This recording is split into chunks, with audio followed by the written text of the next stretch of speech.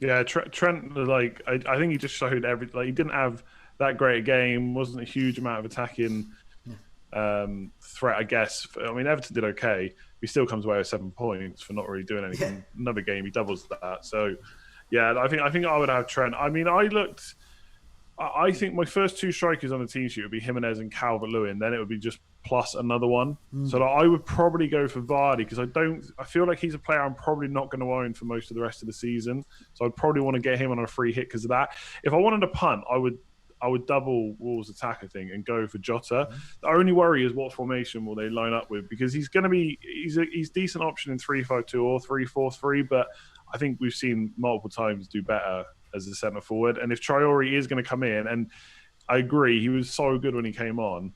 And if there's any player you kind of want to play in the second game with a slightly quicker than normal turnaround, is someone like Traore. So they could switch to 3-4-3.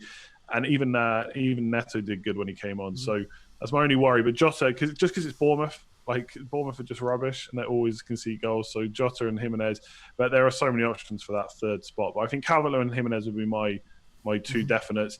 I think I would have Son at West Ham. I wouldn't want a Spurs player. I wouldn't want to spend the money on Kane. That would kind of be detrimental to the rest of the team, I suppose. And you get Son for cheaper. A lot of people looking at Bergwijn now. To be fair, he has done really well. But I think if I had to put some money on who's more likely to lose minutes out of Bergwijn or Son, it's not Son. That's all I'd say. Lucas Moura didn't play. I expect Dele Alli will possibly will be in contention for Lamella's spot. But Son and Kane, you'd expect to start pretty much every week. So Son for me. And then I kind of agree on defenders, to be honest. I think Doherty would be must-have at this stage. Trent, and then you could go for Man United defender, but Richie on penalties. I think he's still on penalties. Maybe a slightly better option for a 1 week punt for me.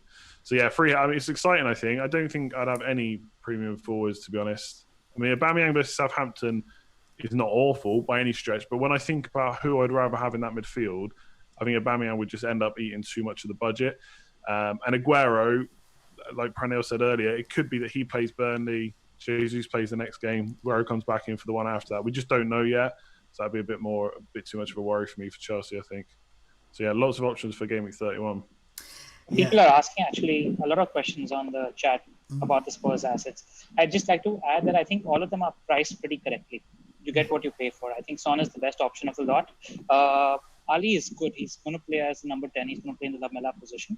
And there's just this one comment from Mourinho that stood out in the post-match interview that he did, where he said that imagine that I have every week an option where Bergwijn plays 60 minutes and Moura comes or Moura plays 60 minutes and then Bergwijn comes on. The thing that tells me is that Son is untouchable, whereas Bergwijn and Moura could be rotated a fair bit.